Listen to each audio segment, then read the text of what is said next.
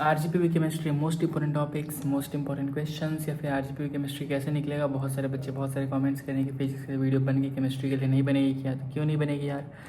Chemistry के लिए तो मैंने ऐसा खतरनाक कंटेंट खोजा है, मेरे खुद की जो पुरानी वीडियोज़ हैं जिसमें मैंने बहुत ही अच्छे तरीके से पढ़ा रखा है। सिलेबस तो कुछ चेंज हुआ नहीं है। पुरानी वीडियोज़ में मैंने बहुत ही अच्छे अच्छे वीडियोज़ को शॉर्टलिस्ट किया, जिसमें से एक वीडियो है unit wise most important question, जिसमें मैंने पाँचों यूनिट के सबसे इंपॉर्टेंट क्वेश्चंस को डिराइव किया है, जिसमें आपको 30 टॉपिक्स मिल जाएंगे। उसके बाद 29 टॉपिक्स के deep explanation, complete explanation with answers, done. इतने में पूरा केमिस्ट्री खत्म हो जाएगा। ठीक है। सो हेलो, नमस्ते, अस्सलाम वालेकुम। मैं हूँ Farooq, final student of CSE and से शुरू करते हैं विदाउट वेस्टिंग एनी टाइम। सबसे पहले ये वीडियो आएगी जिसमें unit wise most important questions आएंगे, उसके बाद वन शॉट आएगा। तो आज बात करने वाले हैं इंजीनियरिंग केमिस्ट्री BT 101 RGPV के मोस्ट इंपॉर्टेंट क्वेश्चंस, जिसमें unit wise most important questions होंगे, प्लस प्लस प्लस इन सबको पढ़ना कहाँ से है। मेरे पास वन शॉट वीडियोस भी हैं, हिंदी में एक्सप्लेनेशंस भी है, हिंदी प्लस इंग्लिश मिक्स में भी एक्सप्लेनेशंस हैं।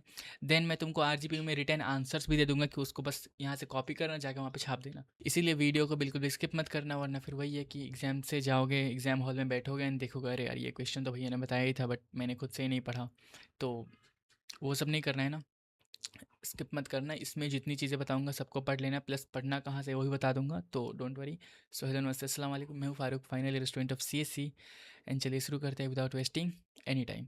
सबसे पहला यूनिट सबसे इम्पॉर्टेंट है, EDT वाटर। ये जो यूनिट है ना, इससे ऑलमोस्ट हर साल 14 मार्क्स के क्वेश्चन आते ही आते हैं। 100% कन्फर्म है कि इस यूनिट से 14 मार्क्स आते ही आते हैं, जिसमें ओनली तुम जो EDT है ना, ये एथिलीन डायमाइन टेट्राएसिटिक एसिड, इसका बस डेफिनेशन याद कर लो ना तुम, तो तुम इससे बहुत सी चीज़ें लिख सकते हो, क्योंकि ओनली इसका डेफिनेशन हमेशा ही पूछ देता है। EDTA होता क्या है, व्हाट इज़ EDTA। EDTA के मेथड्स होते हैं वाटर सॉफ्टनेस के लिए, देन वाटर हार्डनेस के लिए, उन सबको देख लेना, बहुत ही सिंपल होते हैं, उनके छोटे छोटे न्यूमेरिकल्स होते हैं। न्यूमेरिकल्स अगर कर लोगे तो बहुत ही अच्छी बात है, लेकिन अगर नहीं कर पाते हो तो इसके डेफिनेशंस तो कर ही लेना। ठीक है। पहले यूनिट में बहुत से इंपॉर्टेंट टॉपिक्स हैं, लेकिन इसमें सबसे इंपॉर्टेंट है EDTA होता ही क्या है बेसिकली, व्हाट इज़ EDTA। इसका डेफिनेशन देख लेना, आई रिपीट याद से देख लेना, इथिलीन डायमाइन टेट्राएसिटिक एसिड। ठीक है। दूसरा क्वेश्चन है ion exchange method. Basically ion exchange method होता क्या है, वाटर सॉफ्टनिंग में यूज़ होता है। एंड मैं इतना लो लो फील कर रहा हूँ यार, मेरी आंखें बंद हो रही है, मेरे को नींद आ रहा है बहुत ज़ोर से। वीडियो शूट करूँगा, फटाक से सो जाऊँगा, फिर शाम को उठूँगा, इन अपलोड कर दूँगा। पूरी स्लीप साइकिल ख़राब हो रखी है मेरी, सही बताऊँ ना। अभी सुबह के 6 बज रहे हैं। क्वेश्चन 3 की बात करें, लाइम सोडा प्रोसेस बहुत इंपॉर्टेंट है, ये हर साल रिपीट होता है, हर साल इसका थ्योरी भी है, इसका न्यूमेरिकल भी है, दोनों है, ये बहुत ज़्यादा रिपीट होता है, इसको देख लेना। क्वेश्चन 4 की बात करें, टेम्पररी एंड परमानेंट हार्डनेस क्या होता है, टेम्पररी हार्डनेस क्या होता है, परमानेंट हार्डनेस क्या होता है, इन दोनों के डेफिनेशन देख लेना, बहुत इंपॉर्टेंट रिपीट होते हैं। एंड फिफ्थ इज एल्कैलिनिटी क्या होता है, एल्कैलिनिटी बहुत रिपीट होता है, जियोलाइट प्रोसेस। इसका डेफिनेशन केमिस्ट्री का नाम सुन के तुम्हारे माइंड में क्या आता है, केमिकल रिएक्शन से एक रिएक्शन होगा जो कि चेन बनी होगी, बस वही काम है। जियोलाइट प्रोसेस, एल्कैलिनिटी, इन सब के जो रिएक्शंस होते हैं, इनका जो रिलेशन कैसे फाइंड करते हैं, इनमें लास्ट में आंसर्स आते कैसे हैं, इनका फॉर्म क्या होता है, वो सब याद कर लेना। एग्जाम में एटलीस्ट मिला जुला लिख दोगे ना इससे रिलेटेड, तो बहुत अच्छे मार्क्स मिल जाते हैं, क्योंकि वर्ड बाय वर्ड बिल्कुल चेक नहीं होता है, तुमको आंसर समझ में आना चाहिए। तुम थ्योरेटिकल अगर आंसर लिख दोगे, एग्जामिनर्स बस ये देखते हैं कि तुमको आंसर समझ में आ रहा है कि नहीं। फॉर एग्जांपल अगर जियोलाइट प्रोसेस है, ठीक है, तुमको इसका आंसर बिल्कुल नहीं आता है, ठीक है, तुमको इसको कुछ नहीं आता है, बस तुमको इतना पता है कि जियोलाइट प्रोसेस होता क्या है, तुमने अपने लैंग्वेज में समझा के तुमने थ्योरी लिख दिया, ठीक है, तुमको पता है कि इसका कॉन्सेप्ट क्या है, कोर कॉन्सेप्ट बस तुम जानते हो, तुमने इसको समझा के लिख दिया, ठीक है। उसके बाद तुमने एक डायग्राम बना दिया अपने हिसाब से, कहीं से डायग्राम तुमने देखा नहीं था, तुमने अपने हिसाब से डायग्राम बनाया जो तुमको समझ में आया अपने कोर कॉन्सेप्ट से, तो तुमको इसके 7 मार्क्स है ना, तुमको आराम से 5 मार्क्स मिल जाएंगे, जबकि तुमको ये क्वेश्चन आता भी नहीं था। तो इसीलिए बेसिकली RGP में अपने हिसाब से बना के लिखोगे आंसर्स को, तुमको बस कोर कॉन्सेप्ट को समझ लेना है कि होता क्या है, उसके बाद सब क्लियर हो जाएगा, ठीक है। एंड इन सारे क्वेश्चंस को कहाँ से पढ़ना है मैं भी बताऊंगा, ठीक है, इनको समझना कहाँ से बताऊंगा अभी।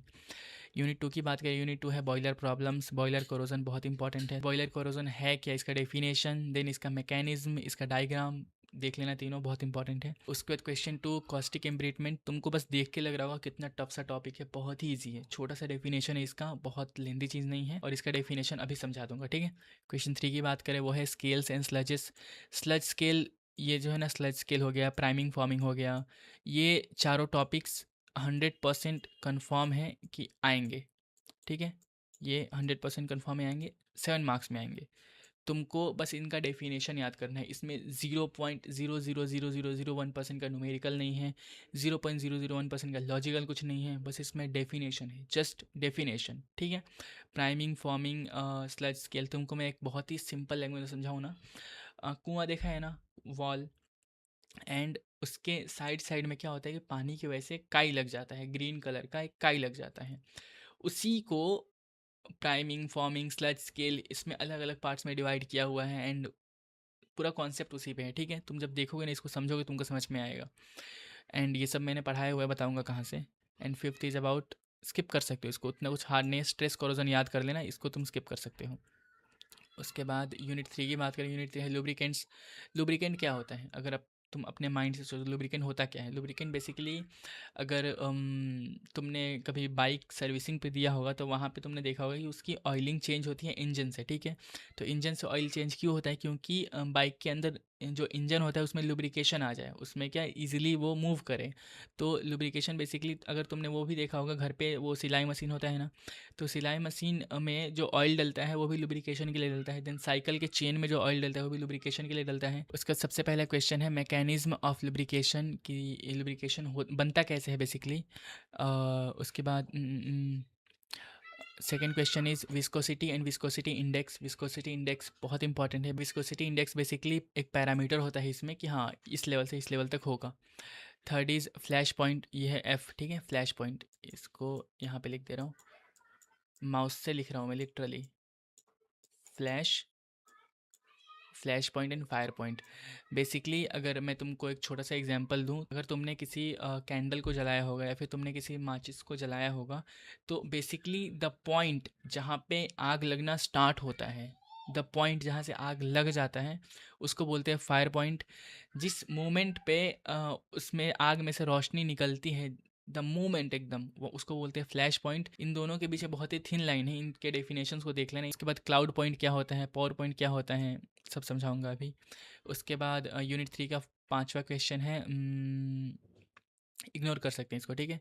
लास्ट जो लास्ट वाला पार्ट जो एनालिन पॉइंट है, इसको बस देखना है, बाकी इन दोनों को इग्नोर कर सकते हैं, ठीक है। लिख लेना इसको। उसके बाद यूनिट 4 की बात करें, यूनिट 4 है पॉलीमर्स। इसमें 7 यूनिट्स है बाय द वे, बताऊंगा अभी। यूनिट 4 की बात करें वो है पॉलीमर्स। पॉलीमर्स एंड पॉलीमराइजेशन बहुत इंपॉर्टेंट है, कई बार रिपीट होता है। जिसमें सबसे पहला क्वेश्चन क्लासिफिकेशन ऑफ पॉलीमर्स, सबसे पहला क्वेश्चन ही बहुत ईजी पूछ दिया। देन कई बार पूछता है व्हाट इज़ पॉलीमर्स, पॉलीमर्स होते क्या हैं, पॉलीमराइजेशन क्या होता है, एंड ये क्लासिफिकेशन पूछ देता है कई बार, बहुत इंपॉर्टेंट है, देख लेना। उसके बाद क्वेश्चन 2 में ये पार्ट उतना ज़्यादा इंपॉर्टेंट नहीं है, बट ये बहुत इंपॉर्टेंट है, ठीक है, आयोनिक पॉलीमराइजेशन। उसके बाद क्वेश्चन 3 बहुत ज़्यादा इंपॉर्टेंट है, बैकलाइट बहुत बार रिपीट हुआ है, फेनॉल फॉर्मल्डिहाइड बहुत बार रिपीट हुआ है, इसके प्रॉपर्टीज़ क्या क्या होते हैं, इसका प्रिपरेशन क्या होता है, इसके यूजेस कहाँ कहाँ होते हैं, इसके एप्लीकेशंस क्या क्या हैं, बहुत सारी चीज़ें हैं। क्वेश्चन 4 पीवीसी क्या होता है। पीवीसी का बस डेफिनेशन देख लेना, बहुत बार रिपीट होता है। पीवीसी बहुत ज़्यादा रिपीट होता है। नायलॉन बहुत ज़्यादा रिपीट होता है। नायलॉन 6.6 बहुत ज़्यादा रिपीट होता है। टेफ्लॉन, टेफ्लॉन उतना इंपॉर्टेंट नहीं है, ठीक है। नायलॉन, नायलॉन 6.6 ये दोनों आते ही आते हैं, नायलॉन एंड नायलॉन 6.6। पीवीसी, इनके डेफिनेशंस देख लेना, क्योंकि ये बहुत बहुत ज़्यादा रिपीट होते हैं, ठीक है। और fifth is thermoplastic and thermopolymers. Question unit 5 की बात करें, यूनिट 5 है फेज डायग्राम। फेज डायग्राम में phase diagram of water system, इसमें देखो क्या है ना, कि इसमें क्वेश्चन पूछता था, मैंने पिछले सेमेस्टर में देखा था, पढ़ाया था बच्चों को, जो कि मेरे को याद है, बहुत important question. Phase diagram of single component water system, phase diagram of double component water system, जो कि बहुत ज़्यादा इंपॉर्टेंट है, एंड ये दो क्वेश्चंस में से ही पूछता है बार बार। Phase diagram of single component and phase diagram of double component, बहुत इंपॉर्टेंट है, देख लेना। इन इसके जो टॉपिक्स हैं ना, इसके नीचे अगर बोलें, ये तीनों topics not so important, not so important, ठीक है। Phase diagram of water system, इसको देखना, ये सबसे ज़्यादा वीवीआईपी क्वेश्चन है, ये सबसे इंपॉर्टेंट है, ठीक है।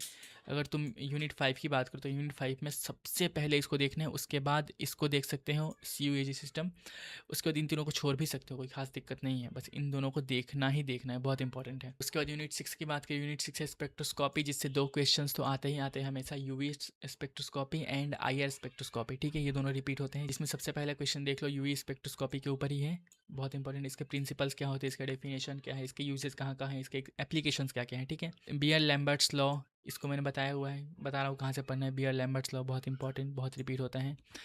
इलेक्ट्रॉनिक स्पेक्ट्रोस्कोपी, उसके बाद वाइब्रेशनल स्पेक्ट्रोस्कोपी एंड उसके बाद रोटेशनल स्पेक्ट्रोस्कोपी। बेसिकली ये सारे टाइप्स है स्पेक्ट्रोस्कोपी के। स्पेक्ट्रोस्कोपी होता क्या है, उसका डेफिनेशन देख लेना, उसके टाइप्स देख लेना, एंड ये एक बियर लैम्बर्ट्स लॉ अलग से देख लेना, ठीक है। यूनिट 6 खत्म हो जाएगा। Unit 7 last, not so important. पहले यूनिट 1 से यूनिट 5 तक करना है, उसके बाद यूनिट 6 पे आना है थोड़ा सा, उसके बाद लास्ट में इसको देखना है, ठीक है। इसमें अगर सबसे इंपॉर्टेंट बोले तो ये ये दोनों सबसे मोस्ट इंपॉर्टेंट है। उसके बाद इसको देख सकते हैं, उसके बाद इसको, उसके बाद इसको, ठीक है। बट अगेन सेइंग, पहले यूनिट 1 2 3 4 5, उसके बाद 6, उसके बाद 7 को देखना है। एंड दैट्स ऑल, ख़त्म। इनको पढ़ना कहाँ से बता दे रहा हूँ। अभी एक आई बटन में वीडियो दिख रही होगी, इसको देख लेना है, या फिर डिस्क्रिप्शन बॉक्स में सबसे टॉप पे वीडियो होगी जो कि मैंने पिछली बार पढ़ाया हुआ था। वो अप्रॉक्सीमेटली 1 घंटे की वीडियो होगी, उसको पूरा देख जाना, क्योंकि उसमें कंप्लीट मैंने केमिस्ट्री को पढ़ाया हुआ था एक्चुअल में। हिंदी इंग्लिश एग्जाम्पल सब मिक्स करके मैंने समझाया वहाँ पर, तो उसको याद से देख ही लेना, तुम्हारे सारे कोर कॉन्सेप्ट क्लियर हो जाएंगे। एंड उस वीडियो को डिस्क्रिप्शन बॉक्स में सबसे टॉप पे दे दूंगा, या फिर व्हाट्सएप चैनल पर शेयर कर दूंगा, ठीक है। उसको देख लेना, तुम्हारा सारा डाउट क्लियर हो जाएगा। उसके बाद अगर बात करें, ये है मॉडल पेपर, जो कि मैंने खुद से बनाया है, एंड हाई चांसेस है कि इसमें से बहुत सारे क्वेश्चंस आ सकते हैं। पिछली बार क्या हुआ था ना कि लाइक अगर अपन 6 महीने पहले जाएं तो पिछली बार केमिस्ट्री में इन्होंने बहुत ही ज़्यादा हाई लेवल के क्वेश्चंस पूछ दिए थे, जो कि उतना पूछना अननेसेसरी था, ज़रूरी था नहीं, बट स्टिल बहुत हाई लेवल के अननेसेसरी क्वेश्चंस पूछ दिए थे। केमिस्ट्री में बहुत सारे न्यूमेरिकल्स पूछ दिए थे। थ्योरी प्रिपेयर करके जाना, प्लस जो ये क्वेश्चंस होते हैं एक्सप्लेन ईडीटीए मेथड, इसमें वाटर हार्डनेस, ये सब में थोड़े बहुत न्यूमेरिकल्स होते हैं छोटे छोटे, उनको देख लेना, बाकी मैं पढ़ाई दूंगा, डोंट वरी। इसमें अगर बात करें मॉडल पेपर की, तो पहले सारे क्वेश्चंस को पढ़ना है, जो मैंने वीडियो बताया उसको देखना है, सबको समझ लेना है, उसके बाद इस मॉडल पेपर को सॉल्व करना है खुद से। अगर तुमने खुद से सॉल्व कर लिया तो फिर सारा टेंशन खत्म तुम्हारा। सबसे पहला क्वेश्चन है इसमें, explain EDTA, ethylene diamine tetraacetic acid होता क्या है बेसिकली, इसका डेफिनेशन लिखना है, इसका फुल फॉर्म लिखना है, इसको एक्सप्लेन कर देना, ठीक है। दूसरा क्वेश्चन आयन एक्सचेंज के ऊपर, 1 का भी है ये। क्वेश्चन 2 की बात करें, क्वेश्चन 2 में ए है लाइम सोडा प्रोसेस क्या होता है, बहुत इंपॉर्टेंट, हमेशा रिपीट होता है। क्वेश्चन 2 का बी है temporary hardness and permanent hardness क्या होता है, अल्कैलिनिटी क्या होता है, ये 7 मार्क्स में कई बार इसका बस डेफिनेशन पूछ देता है। 3 का ए है बॉयलर कोरोजन के ऊपर। 3 का बी है कॉस्टिक एम्ब्रिटमेंट के ऊपर।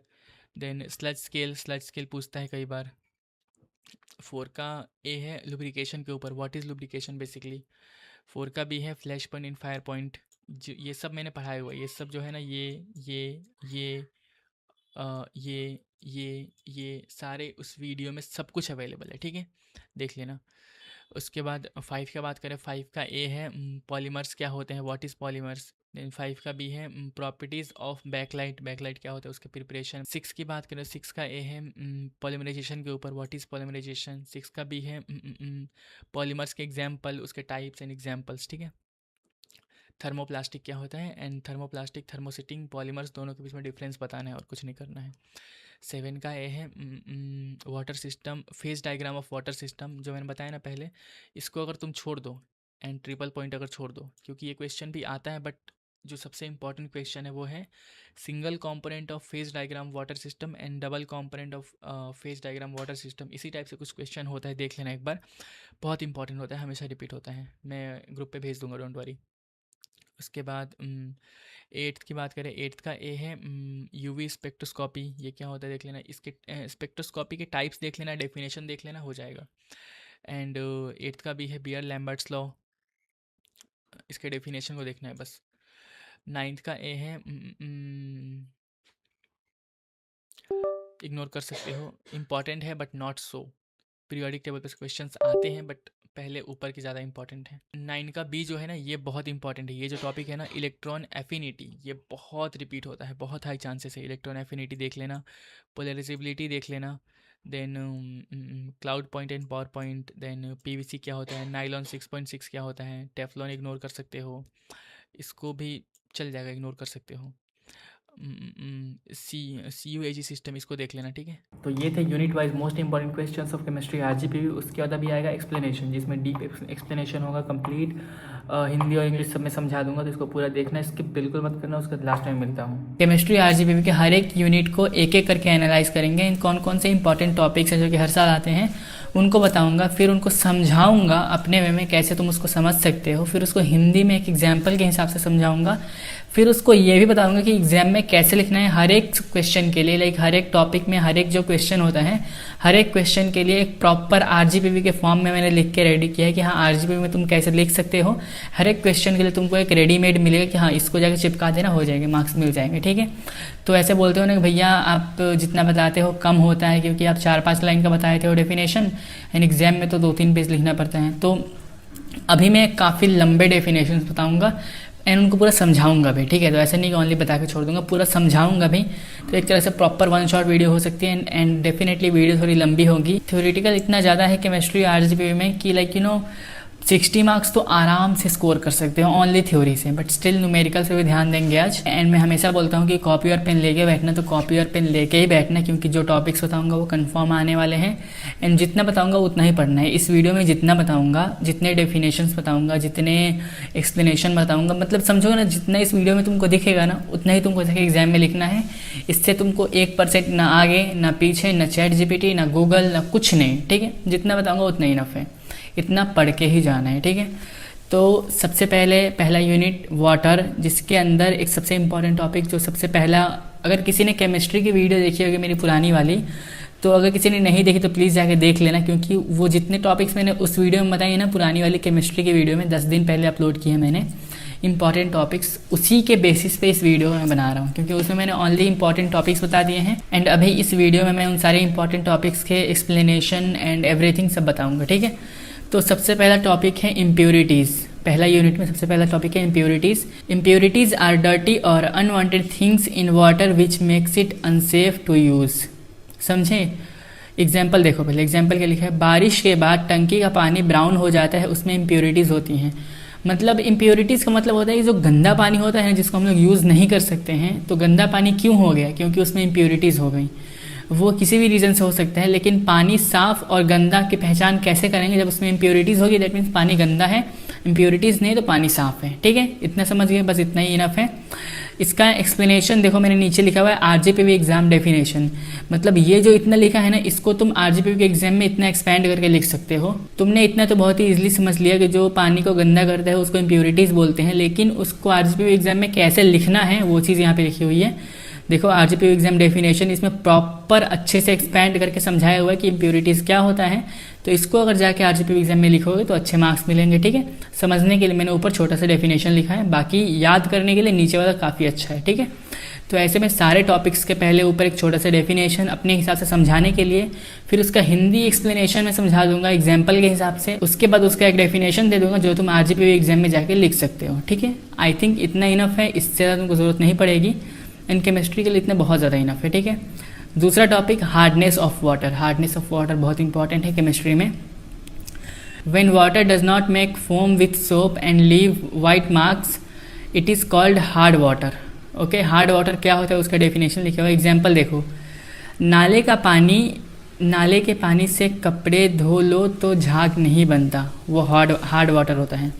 मतलब जिस पानी की वजह से झाग नहीं बनता है, मतलब जो कुएं का पानी होता है, बोरवेल का वाटर, वो काफ़ी हार्ड वाटर होता है, उसको हार्ड वाटर बोलेंगे। उसको मतलब ईडीटीए मेथड के थ्रू नापा जाता है कि हार्ड वाटर है कि सॉफ्ट वाटर है, ठीक है। जिस पानी से झाग नहीं बनेगा, जिस पानी से फोम नहीं बनेगा, उसकी हार्डनेस ज़्यादा होगी। ईजी है, ठीक है। उसका एक्सप्लेनेशन आरजीपीवी में कैसे लिखना है वो नीचे लिखा हुआ है, स्क्रीनशॉट ले लेना है, फिर वीडियो को पॉज करके लिख लेना, क्योंकि बहुत सारे टॉपिक्स हैं। उसके बाद तीसरा टॉपिक है ईडीटीए मेथड। ईडीटीए बहुत ही इंपॉर्टेंट है, ethylene diamine tetraacetic acid, I guess. तो इसका एक डेफिनेशन देख लेना, डेफिनेशन में लिखना भूल गया, लिख लो एथिलीन डायमाइन टेट्राएसिटिक एसिड, ठीक है। उसके बाद उसका ईडीटीए होता क्या है? EDTA, we use a chemical called EDTA to check how much hardness in present in water.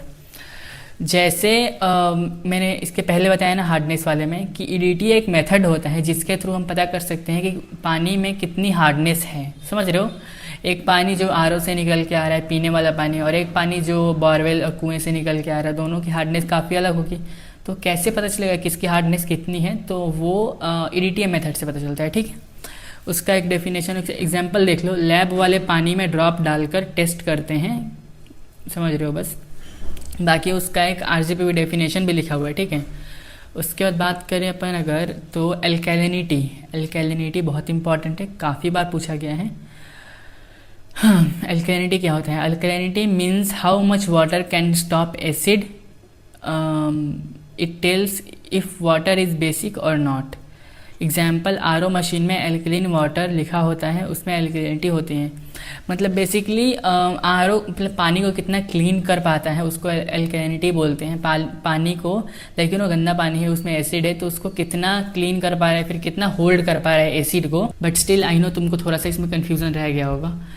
इतना बस समझ लो, बहुत ही ईजी लैंग्वेज में समझा रहा हूँ कि जैसे पानी के अंदर बहुत सारी इम्प्योरिटीज़ होती हैं, अलग अलग चीज़ें होती हैं, बैक्टीरिया होता है एंड बहुत सारी अलग अलग मतलब चीज़ें होती हैं, ठीक है। हर एक पानी के अंदर एसिड होता है, किसी में कम एसिड होता है, किसी में ज़्यादा एसिड होता है एंड बहुत सारी चीज़ें। उसी को लाइक ख़राब पानी को पीने लायक बनाना एल्कलिनिटी के थ्रू मतलब पॉसिबल होता है, ठीक है। आई गेस इतना क्लियर हो गया होगा। इसके डेफिनेशंस नीचे लिखे हुए देख लेना। उसके बाद यूनिट 2 पे आ जाओ, यूनिट 1 खत्म, ठीक है। यूनिट 2 पे boiler problems and softening methods, ठीक है। बॉयलर प्रॉब्लम सबसे पहला टॉपिक है स्लज क्या होता है? सबसे ऊपर लिखा हुआ है, it is soft dirt and mud that settles at the bottom of boiler due to salt in water. मैं अगर इजी लैंग्वेज में समझाऊँ तो स्लज का मतलब होता है काई। तुमने देखा है जैसे अगर नाले के पास जाओगे तो एक ग्रीन कलर का एक मतलब चिपचिपा सा बन जाता है ना, बहुत ही गंदा सा। या फिर अगर किचन बहुत टाइम से छोड़ दोगे तो उसमें एक काई टाइप से बन जाता है, गंदा सा। और किसी भी ऐसे प्लेस पे चले जाओ जहाँ पे बहुत बारिश होती हो एंड साफ़ ना होता हो, तो एक लेयर सा बन जाता है पानी का, झिलझिला सा, उसी को बोलते हैं स्लज, ठीक है। समझ जाओ बस। और इसको यहाँ पे लिखा हुआ है, soft dirt mud that settles in the bottom of the boilers. मतलब जो बॉयलर्स होते हैं, जो भी, जैसे मान लो कुकर हो गया, तो अगर कुकर में तुम कुछ भी थोड़ा सा बना के छोड़ दोगे कुछ दिनों तक, तो क्या होगा, उसके नीचे एक लेयर बन जाएगी, समझ रहे हो। तो वैसे ही एग्जाम्पल दिया हुआ है, कुकर के अंदर नीचे जो जमा हो जाता है वही स्लज होता है बॉयलर में, ठीक है। उसका एक एक्सप्लेनेशन नीचे लिखा हुआ है, देख लेना या फिर पॉज करके लिख लेना। उसके बाद लिखो स्केल क्या होता है? It is a hard and sticky layer that forms inside the boiler which blocks heat, ठीक है। ये भी एक तरह से वही सेम स्लज जो है ना, उसी का एक अपग्रेडेड वर्जन है। ये थोड़ा सा और हार्ड होता है। और जैसे मान लो बॉयलर्स जो होते हैं ना, बॉयलर्स का एक स्ट्रक्चर होता है, एक डायग्राम देख लेना गूगल से। तो एक बॉयलर होता है, बॉयलर को जब गर्म करते हैं उसके अंदर पानी गर्म होता है, लेकिन अगर नीचे स्लज बैठ जाएगा ना, काई बैठ जाएगा, तो उसकी वजह से क्या, वो अंदर गर्म हो ही नहीं पाएगा। मतलब बाहर से तो गर्म हो रहा है बट वो काई की वजह से वो अंदर गर्म नहीं हो पा रहा है, समझ रहे हो। तो जब भी बॉयलर को गर्म करते हैं, बॉयलर होता क्या है? बॉयलर बहुत सारे स्टूडेंट्स को टेंशन होता है। बॉयलर एक, तुम बहुत ही ईजी लैंग्वेज में समझ जाओ कि एक सिलेंडर है ना, जो सिलेंडर गैस भरने वाला, उसके अंदर पानी गर्म कर रहे हैं, उसी को बॉयलर बोल रहे हैं, ठीक है। उसी के थोड़े से एक अपग्रेडेड वर्जन, उसी में थोड़ा सा मॉडिफाइड एंड बहुत सारे डेफिनेशंस, बट एक ओवरऑल मतलब समझ जाओ कि अगर तुमको बिल्कुल समझ में नहीं आ रहा है बॉयलर क्या है, तो बॉयलर समझ जाओ पानी गर्म करने की मशीन है, ठीक है। बस इतना समझ जाओ फिलहाल। स्टीम बॉयलर्स होते हैं, जैसे मान लो ना कि एक सिलेंडर टाइप से कुछ है, उसके अंदर पानी डाल देंगे एंड जब उसको गर्म करेंगे तो क्या अंदर भाप बनेगा, एंड जब भाप बनेगा तो उससे पावर जनरेट होगा, एंड जब भाप पुश करेगा बाहर की तरफ तो उससे पावर जनरेट होगा, एंड उसके थ्रू अलग अलग मशीन्स चलती हैं, ठीक है। तो बॉयलर के थ्रू मशीन्स चलती हैं, क्योंकि जब पानी गर्म होता है तो उससे भाप निकलता है, जब भाप निकलता है तो पावर बनाता है। तो बस इसी तरह से समझ जाओ। तो अगर मान लो कि जब पानी गर्म करेंगे अंदर नीचे से, तो अगर उसके अंदर काई बैठा होगा या फिर अगर कुछ भी स्टिकी सा बैठा होगा, तो वो अंदर गर्म होने ही नहीं देगा, ठीक है। तो इसकी वजह से प्रॉब्लम्स होती है। तो उसका डेफिनेशन ये लिखा हुआ है। बाकी उसके बाद प्राइमिंग क्या होता है? When steam comes out with small water droplets from boiler, it is called priming. जैसे एग्जांपल देखो, प्रेशर कुकर की सीटी मारते वक्त पानी भी छूट जाता है, ये प्राइमिंग होता है। जैसे प्रेशर कुकर से पानी निकलता है ना, जब भी दाल बनाओगे या फिर कुछ भी बनाओगे, तो जब एयर निकलता है स्पीड में, तो उसके साथ पानी के फुहारे भी निकलते हैं ना, तो उसी को बोलते हैं प्राइमिंग। मतलब कोई भी चीज़ गर्म करोगे तो अचानक से भाप उड़ती है, और अचानक से उसको हटाओगे तो बहुत सारा भाप निकलेगा, भाप के साथ थोड़ा थोड़ा पानी भी निकलता है, उसी को बोलते हैं प्राइमिंग, ठीक है। उसके डेफिनेशंस नीचे लिखे हुए हैं। उसके बाद फॉर्मिंग क्या होता है? ये सब इंपॉर्टेंट टॉपिक्स हैं, ये सब एग्जाम्स में आते हैं, जितने मैंने अभी बताया ना, सब एग्जाम्स में आते हैं, इनको लिख के चलना। उसके बाद when bubbles from a surface of water in the boiler it is called forming. Forming देखो क्या होता है, एग्जाम्पल दूध उबाल रहे हो, ठीक है, और ऊपर झाग बन जाए, ऊपर एक बबल जैसा झाग बन जाता है। जब दूध उबालोगे तो बबल जैसा बहुत सारा झाग टाइप से बन जाता है, तो उसी को बॉयलर मतलब फॉर्मिंग बोलते हैं बस, ठीक है। बॉयलर में वैसे ही होता है, बॉयलर को जब गर्म करते हैं तो उसमें फोम बनता है, ठीक है। उसके डेफिनेशन लिखे हुए हैं। बॉयलर कोरोजन क्या होता है, बहुत इंपॉर्टेंट है, ठीक है। दिस मीन्स रस्टिंग और damage inside the boiler due to bad water.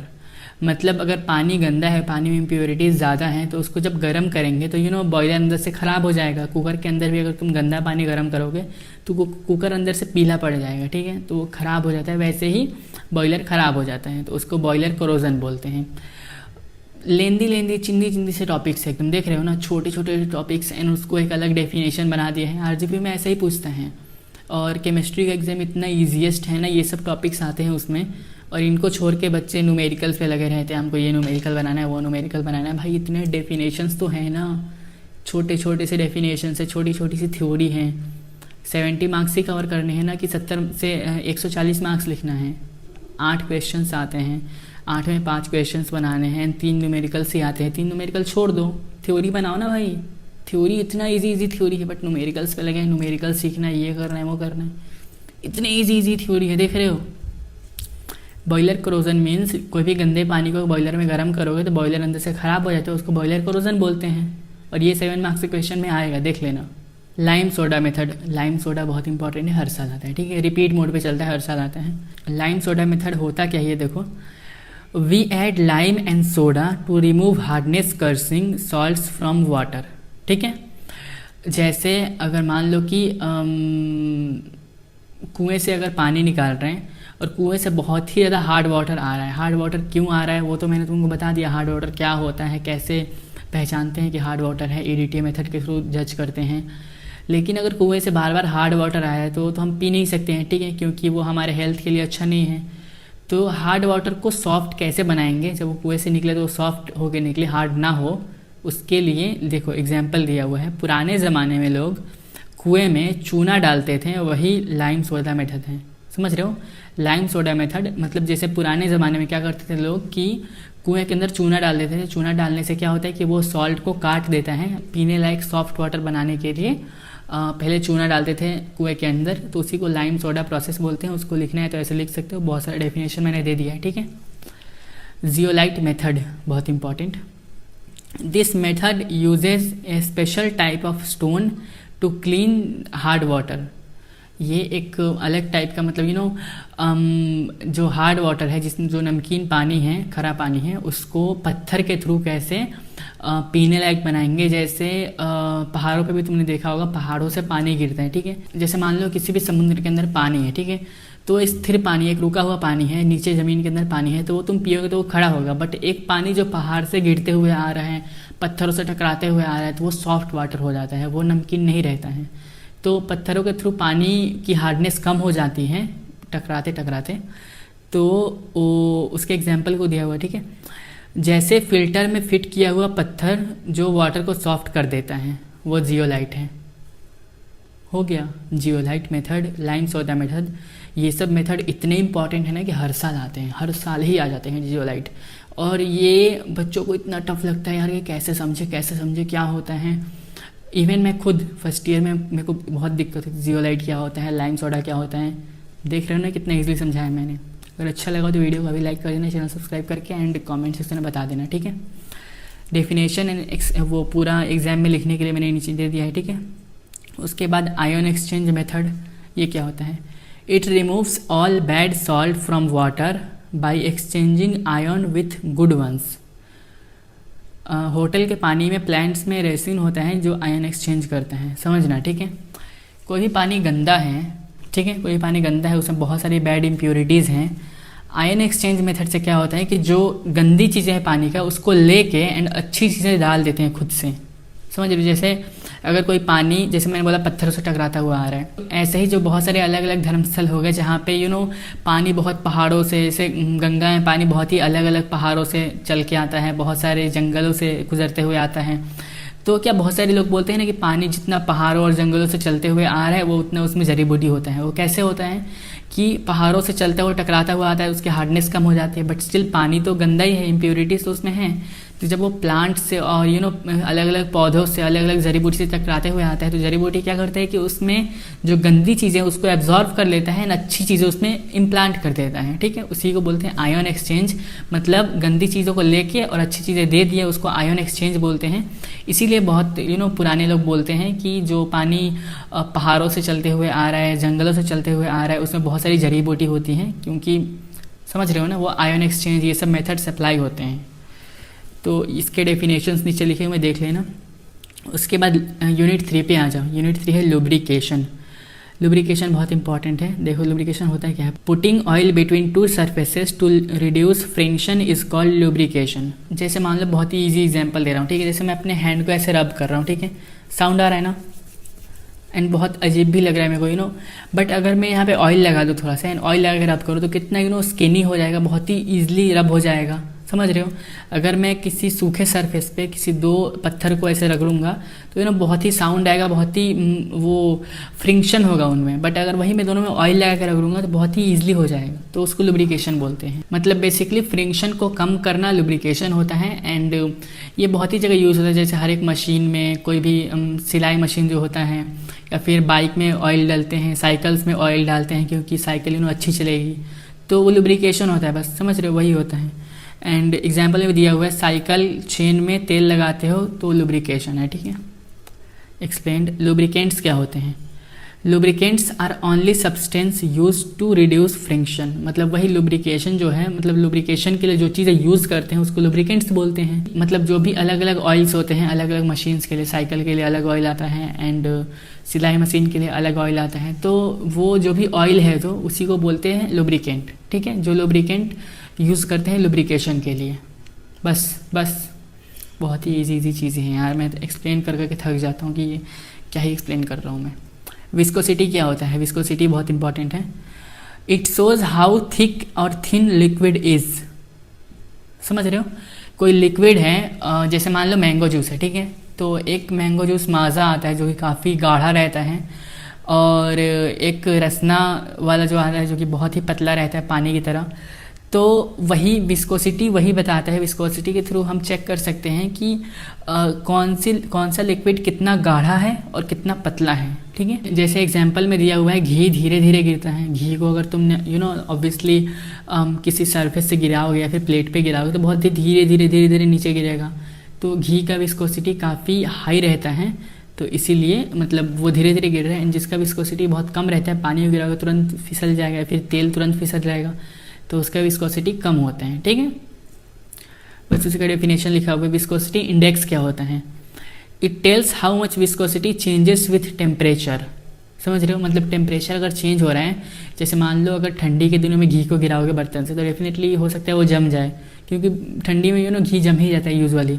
But वही अगर गर्मी में देखो तो घी एकदम पानी की तरह हो जाता है, मतलब बहुत ही ईजिली चला जाता है। तो इसी टेम्परेचर के थ्रू नापने के मेथड को विस्कोसिटी इंडेक्स बोलते हैं। एंड इसका एग्जाम्पल दिया हुआ है, इंजन ऑयल ठंड में भी फ्लो करे। जैसे मान लो अगर बाइक में कोई ऑयल है या फिर इंजन में जो ऑयल है वो ठंड में जम नहीं रहा है, वो भी लेकिन वो गर्मी में भी वैसे सेम है, ठंडी में भी वैसे ही सेम है, क्योंकि उसका विस्कोसिटी इंडेक्स हाई है हमेशा से। उसको वैसे ही बनाया गया है कि उसका विस्कोसिटी इंडेक्स हाई रहेगा, चाहे वो गर्मी रहे चाहे ठंडी रहे, वो सेम फ्लो करेगा। समझ रहे हो, वही विस्कोसिटी इंडेक्स। उसके बाद है फ्लैश पॉइंट।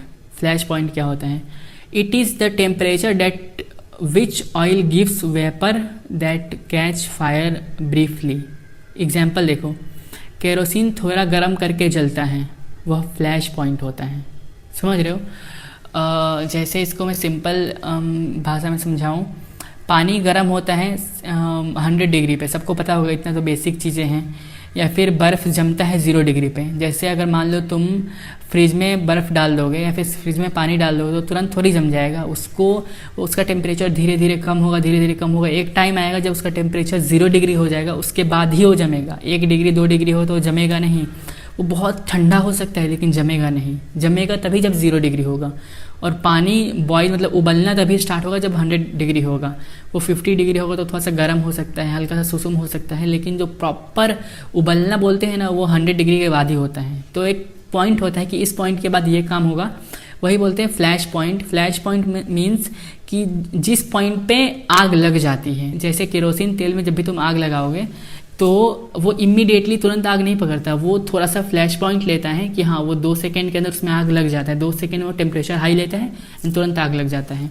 उसको बोलते हैं फ्लैश पॉइंट, जहाँ से उसमें आग तुरंत पकड़ लेता है। समझ रहे हो? जैसे हम लोग सुनते हैं ना कि गर्मियों में जंगलों में आग लग गई अपने आप। कैसे लग गई? क्योंकि उसका फ्लैश पॉइंट बहुत हाई है, तो काफ़ी देर से गर्म होते होते होते होते एक टाइम आया कि उसका फ्लैश पॉइंट आ गया एंड फ्लैश पॉइंट रीच करते ही उसमें आग लग गया। ठीक है, तो जब तक उसका फ्लैश पॉइंट रीच नहीं होगा तब तक उसमें आग नहीं लगेगा, उसी को बोलते हैं फ्लैश पॉइंट। उसके बाद है फायर पॉइंट। फायर पॉइंट क्या है? It is a temperature that which oil keeps burning. Flash point and fire point बहुत सिमिलर टॉपिक है, उसी को बस 2 टॉपिक बना दिया है अननेसेसरीली। ठीक है, बस समझ जाओ। फायर पॉइंट जिसमें जिस टेम्परेचर पे आग पकड़ ले प्रॉपर, उसी चीज़ को सब बोल रहा है। बस दोबारा क्या ही बोले हम, आरजीपी में दिया हुआ है उसको पढ़ना है अपने को। जैसे केरोसिन तेल है जो भी, उसमें अगर तुम डायरेक्टली माचिस जला के फेंक दोगे या फिर लाइटर जला के फेंक दोगे, तेल बहुत सारा है एंड वहाँ पे तुम लाइटर डायरेक्टली फेंक दोगे, तुरंत आग पकड़ लेगा। या फिर मान लो कि एक पेड़ है, उसमें बहुत सूखा पेड़ है एंड उसमें नॉर्मली आग नहीं लग रही है, बट तुमने तुरंत लाइटर चला के या फिर माचिस चला के फेंक दिया, तुरंत आग लग जाएगी। तो जो आग जैसे ही लगेगी ना उसी को फायर पॉइंट बोलते हैं। बस। क्लाउड पॉइंट क्या होता है? It is a temperature when oil start becoming cloudy. नारियल तेल सर्दी में क्लाउडी हो जाता है, वो क्लाउड पॉइंट होता है। मतलब जैसे समझ गए ना, एग्जाम्पल तो इतना प्यारा सा दिया है इसने। जैसे नारियल तेल ठंडी में जम जाता है, घी ठंडी में जम जाता है, तो वो होता है क्लाउड पॉइंट। जिस पॉइंट पे जाके वो जमने लगे तो उसको बोलते हैं क्लाउड पॉइंट। ठीक है। Power point. पावर पॉइंट क्या होता है? It is the lowest temperature at which oil still flows. बहुत ठंड में जब तेल जम जाए उसके जस्ट पहले का टेम्परेचर पावर पॉइंट है। समझ रहे हो ना?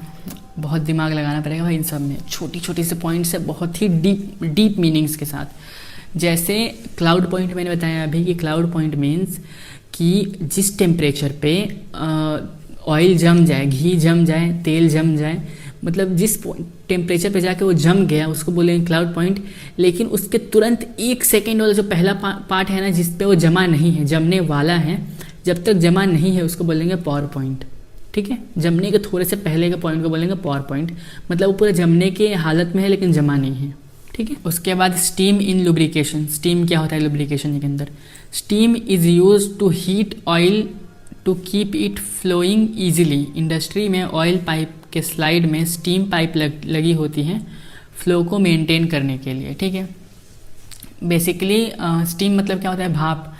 मतलब जो तेल जो भी तेल होता है, जैसे नारियल तेल है, घी है, ये सब चीज़ें क्या जम जाती हैं, फिर नॉर्मल ऑयल भी जम जाता है ठंडी में। तो जब इंडस्ट्री में काम होता है तो वो नहीं चाहते हैं कि काम के बीच में तेल जम जाए, क्योंकि तेल का बहुत सारा यूज़ है इंडस्ट्री में, तो ठंडी में तेल जम ना जाए, इसलिए वो क्या करते हैं, जो तेल का पाइप होता है ना उसके साथ एक स्टीम का पाइप भी डाल देते हैं, जिसमें क्या कि भाप में गर्मी रहती है, तो गर्मी की वजह से वो तेल हमेशा गर्म ही रहता है और गर्म तेल जमता नहीं है, तो इसीलिए उसी को बोलते हैं स्टीम इन लुब्रिकेशन। मतलब स्टीम के थ्रू लुब्रिकेशन को मेंटेन रखना और जो वो तेल है उसको जमने से बचाने के लिए वैसे किया जाता है। ठीक है। उसके बाद चौथा यूनिट लिखो पॉलीमराइजेशन। Polymer and polymerisation.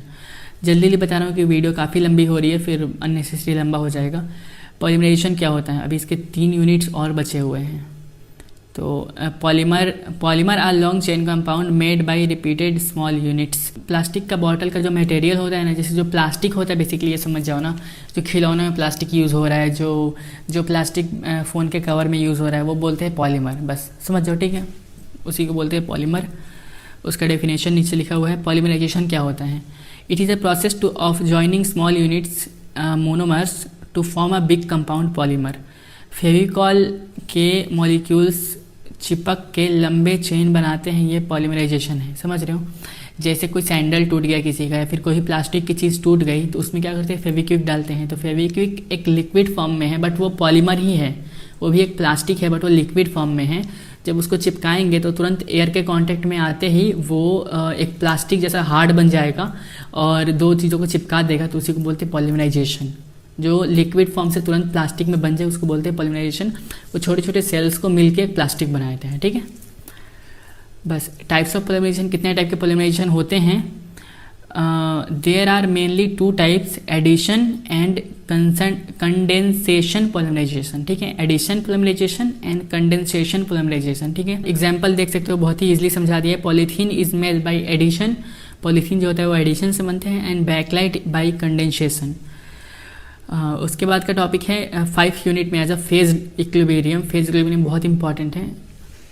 मेरे कैमरा डाउन होने वाला है, तो यू कांट इमेजिन मैं कितना फ्रस्ट्रेटेड हुआ अभी, क्योंकि मैंने अभी पूरी शूट की केमिस्ट्री की वीडियो, लाइक कंप्लीट मैंने उसको किया, फिर BEE की कंप्लीट वीडियो की, एंड 1 घंटे का पूरा रिकॉर्डिंग था, बट मेरा ये माइक ऑन नहीं था, कांट एक्सप्लेन, ठीक है। तो माइक ऑन नहीं था एंड रिकॉर्ड, मतलब वीडियो पूरी रिकॉर्ड हुई बट ऑडियो रिकॉर्ड नहीं हुई थी, तो मेरे को अभी फिर से शूट करना पड़ा। तुम लोगों को लगता है कि भैया मतलब शूट नहीं करना चाहते हैं। I believe in quality not quantity. ये वीडियो कितनी इन्फॉर्मेटिव लग रही है ना, तो इसको बहुत रिसर्च करना पड़ता है, दिन भर लग जाते हैं एक छोटी सी वीडियो को शूट करने में। अभी देखो ना कितना टाइम लग गया। तो अभी कहाँ पे थे अपन? ये सब तो मैं फिर से पढ़ा चुका हूँ अभी जस्ट, बट ऑब्वियसली रिकॉर्ड हुआ नहीं है तो फिर से पढ़ाना पड़ रहा है। 5th यूनिट पे थे, जिसमें फेज इक्विलिब्रियम। सबसे पहला पॉइंट, वाटर फेज डायग्राम। ये क्या होता है? It shows how water changes between solid, liquid and gas. जैसे मैं बहुत ही स्पीड में बताऊंगा, ठीक है, क्योंकि ऑलरेडी लंबी वीडियो हो गई है और लंबी नहीं करनी इसको। बहुत ही ईजिली समझ जाओ कि जैसे घी होता है, मैंने घी का एग्जांपल दिया था। फिर पानी मान लो, तो पानी एक टाइम पे जम जाता है, एक टाइम पे अगर टेम्परेचर कम होगा तो वो नॉर्मल पानी बन जाएगा, या फिर अगर टेम्परेचर बहुत बढ़ा देंगे तो वो एकदम लिक्विड की तरह बन जाएगा, और टेम्परेचर और बढ़ाएंगे तो वो भाप की तरह उड़ जाएगा पानी। तो पानी कैसे चेंज होता है टेम्परेचर और प्रेशर के थ्रू? पानी का बिहेवियर कभी सॉलिड होता है, कभी लिक्विड होता है, कभी गैस होता है, उसी को बोलते हैं वाटर फेज डायग्राम, ठीक है। उसी बेसिस से उसके डेफिनेशंस ये हैं। उसके बाद CuAg aquatic system. Cu means copper होता है, Ag मीन्स सिल्वर होता है, सबको पता है। तो जैसे कैसे गोल्ड को अगर आप गोल्ड को गर्म करोगे तो पिघल जाएगा, सिल्वर को गर्म करोगे सिल्वर पिघल जाएगा, कॉपर को गर्म करोगे कॉपर पिघलेगा, उसी बिहेवियर को बोलते हैं CuAg एक्वेटिक सिस्टम, ठीक है। उसके डेफिनेशंस ये हैं। उसके बाद स्पेक्ट्रोस्कोपी क्या होता है? इसमें बहुत सारे टाइप्स होते हैं स्पेक्ट्रोस्कोपी के। सबसे पहला इलेक्ट्रॉनिक स्पेक्ट्रोस्कोपी, ठीक है।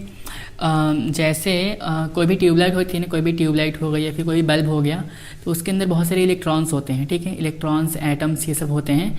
एंड जब हम एनर्जी देते हैं ना बाहर से, जैसे हम बिजली के थ्रू एनर्जी देते हैं, ठीक है, तो जब भी हम बिजली के थ्रू एनर्जी देते हैं तो क्या होता है कि वो चमकते हैं इलेक्ट्रॉन्स, और इलेक्ट्रॉन्स जितना चमकते हैं ट्यूबलाइट उतनी रोशनी करती है, ठीक है। ट्यूबलाइट के अंदर बहुत सारे इलेक्ट्रॉन्स होते हैं जिसको हम लोग इलेक्ट्रिक देते हैं तो वो चमकते हैं, इलेक्ट्रिक से उनको एनर्जी मिलती है और वो चमकते हैं तो हमको रोशनी मिलती है, ठीक है। तो उसी प्रोसेस को बोलते हैं इलेक्ट्रॉनिक स्पेक्ट्रोस्कोपी। उसका डेफिनेशन ये है। उसके बाद है वाइब्रेशनल स्पेक्ट्रोस्कोपी। इसमें जो इलेक्ट्रॉन्स होते हैं ना, उनको एनर्जी मिलने के बाद वो वाइब्रेट करते हैं, वो हिलते हैं, ठीक है, जैसे वाइब्रेटर काम करता है। एंड बहुत सारे अदर मशीन्स जैसे ट्रिमर होता है, तो बहुत सारे मशीन्स में वाइब्रेशन होता है। तो वाइब्रेशन कैसे होता है? वो एटम्स के थ्रू होता है, ठीक है। तो जैसे उसको इलेक्ट्रिक मिलती है तो वो वाइब्रेट करता है, उसको बोलेंगे वाइब्रेशनल स्पेक्ट्रोस्कोपी।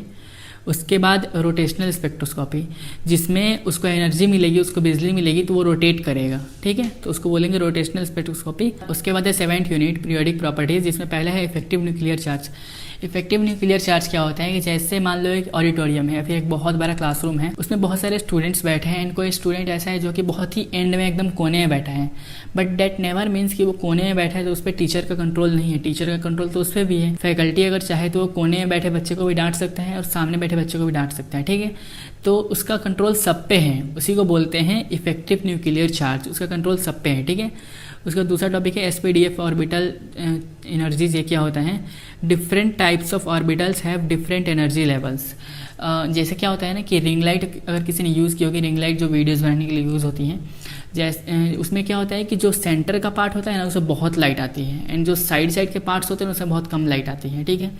बट इलेक्ट्रॉन्स तो हर तरफ है, इलेक्ट्रॉन्स पूरे डिवाइडेड रहते हैं हर एक पार्ट में रिंग लाइट के। बट क्या होता है ना कि जो सेंटर के पार्ट होते हैं ना उनमें ज़्यादा पावर मिलती है, एंड जो लास्ट के पार्ट होते हैं उनमें पावर कम मिलती है, ठीक है। तो उसी को बोलते हैं SPDF ऑर्बिटल चार्जेस। जैसे एग्जांपल दिया हुआ है कि हर एक फ्लोर का रेंट अलग होता है, ठीक है, हर एक फ्लोर का, जैसे एक बिल्डिंग है तो उसमें ग्राउंड फ्लोर का रेंट काफ़ी महंगा होगा, टॉप फ्लोर जो कि बहुत ऊपर जाना पड़ रहा है तो उसका रेंट सस्ता होगा। तो हर एक फ्लोर का रेंट अलग अलग है। ऐसे ही हर एक ऑर्बिटल का एनर्जी अलग होता है। कोई इलेक्ट्रॉन सेंटर पे है तो उसका एनर्जी लेवल बहुत ज़्यादा होगा, कोई इलेक्ट्रॉन बहुत कोने में है तो उसका एनर्जी लेवल थोड़ा कम होगा। तो उसी को बोलते हैं ऑर्बिटल एनर्जीज, जो कि अलग अलग ऑर्बिट में अलग अलग एनर्जी होती है, ठीक है। उसके बाद इलेक्ट्रॉनिक कन्फिग्रेशन, ये क्या होता है कि जैसे क्लासरूम में कैसे वाइवा और एग्ज़ाम्स होते हैं, वाइवा होता है या फिर नॉर्मल ऑडिटोरियम में एग्ज़ाम्स होते हैं, तो सीरियल नंबर वाइज बिठाते हैं सबको, रोल नंबर 1, फिर रोल नंबर 2, फिर रोल नंबर 3, रोल नंबर 4, ऐसे एक प्रॉपर अरेंजमेंट होती है। वैसे ही इलेक्ट्रॉन्स एंड एटम्स का अरेंजमेंट होता है। इलेक्ट्रॉन्स ऐसे बिखरे हुए नहीं रहते हैं, ठीक है, प्रॉपर एक शेप में, एक स्ट्रक्चर में, एक अरेंजमेंट के थ्रू बैठे रहते हैं, तो उन्हीं को बोलते हैं इलेक्ट्रॉनिक कन्फिग्रेशन, ठीक है। उसके बाद atomic and ionic sizes. Atomic size क्या होता है? Atomic size means how big atom is, मतलब एटम जितना बड़ा है उसको बोलेंगे एटॉमिक साइज। और एटम अगर छोटा बड़ा हो रहा है, एटम अगर साइज चेंज कर रहा है तो उसको बोलेंगे आयोनिक साइज। उसकी डेफिनेशन देख लो। उसके बाद है इलेक्ट्रॉनिक एफिनिटी क्या होता है? It shows how much energy is released when atom gets extra electron, okay. जैसे मान लो मैंने तुमको कोई गिफ्ट दिया, ठीक है, अगर वो गिफ्ट की कीमत 500 रुपीज़ है, तुमको बहुत खुशी होगी, बट उतनी नहीं होगी। अगर उस गिफ्ट की कीमत 5 लाख रुपीज़ है तो तुमको डेफिनेटली इससे बहुत ज़्यादा खुशी होगी, ठीक है। तो जितनी महंगी गिफ्ट उतना ज़्यादा खुशी, वैसे ही जितनी ज़्यादा एनर्जी मिलेगी उतना ज़्यादा पावर जनरेट होगा, उतनी ज़्यादा रोशनी देगा इलेक्ट्रॉन। तो उसी को बोलते हैं इलेक्ट्रॉन एफिनिटी, मतलब इलेक्ट्रॉन को जितना ज़्यादा पावर दोगे उतना अच्छा रोशनी देगा, ठीक है, कम पावर दोगे कम रोशनी देगा। उसके बाद इलेक्ट्रोनेगेटिविटी क्या होता है? It shows how strongly an atom pulls shared electron in a bond. जैसे क्या होता है ना कि इजी लैंग्वेज में समझो तो एटम इलेक्ट्रॉन को खींचता है अपनी तरफ, ठीक है, एटम इलेक्ट्रॉन को अपनी तरफ खींचता है, एंड इसी प्रोसेस को इलेक्ट्रोनेगेटिविटी बोलते हैं, ठीक है। एटम इलेक्ट्रॉन्स को अपनी तरफ खींचता है, इसी प्रोसेस को इलेक्ट्रोनेगेटिविटी बोलते हैं। उसके डेफिनेशंस लिखे हुए हैं यहाँ पे। उसके बाद देख लो पोलराइजेबिलिटी क्या होता है? It shows how easily electron cloud atom can be destroyed. जैसे इलेक्ट्रॉन और एटम का शेप मतलब डिफरेंट होता है, ठीक है, ऐसा फिक्स नहीं रहता कि एक ही शेप में रहेंगे। एक वो सॉफ्ट स्पॉन्जी होता है ना, जिससे लाइक बचपन में अपन स्लेट साफ करते थे, बहुत ही सॉफ्ट सा, या फिर नहाने की यूज़ भी लेते हैं अपन, तो एकदम सॉफ्ट सा वो एक मटेरियल टाइप से बोल सकते हैं, जो कि अपना शेप चेंज करता रहता है, उसी को बोलते हैं पोलराइजेबिलिटी, ठीक है। उसके डेफिनेशंस यहाँ पे हैं, एंड आई थिंक ये इनफ हो गया। केमिस्ट्री के लिए काफ़ी लंबी वीडियो बन गई है, बट इनफ था, इतना ज़रूरी था। एंड इसके बाद और भी वीडियोस आएंगे केमिस्ट्री के ऊपर, like top important topics, top 5 and top 8 topics. Exam से एक दिन पहले मैं कोशिश करूँगा कि एक लाइव कर लूँ एंड सारी चीज़ें उस दिन बता दूँ, ठीक है। बट उसके लिए तुमको अभी से पढ़ना ज़रूरी है। अगर तुम अभी से सारी चीज़ें पढ़ लोगे, तुम एकदम प्रिपेयर्ड रहोगे, तो मैंने जितनी वीडियोस में टॉपिक्स बताए ना, सारे टॉपिक्स को याद से पढ़ना। और डेफिनेटली जो एंड के टॉपिक्स हैं ना वो कम इंपॉर्टेंट है, जो स्टार्टिंग के टॉपिक्स हैं वो बहुत ज़्यादा इंपॉर्टेंट है। तो that was all about this video. I don't think अभी कोई कन्फ्यूजन एंड डाउट होगा। एंड मैथमेटिक्स 1 मैथमेटिक्स 2 इन दोनों के लिए वीडियोज़ आएंगे डेफिनेटली आगे, तो रिलैक्स रहो। व्हाट्सएप चैनल को याद से ज्वाइन कर देना, यहाँ पे मैं अपडेट शेयर करता रहता हूँ। एंड अगर कोई डाउट एंड कन्फ्यूजन अभी भी है तो डायरेक्टली मुझे इंस्टा पे पूछ लेना, इंस्टा पे फॉलो याद से कर देना, ठीक। Bye, take care.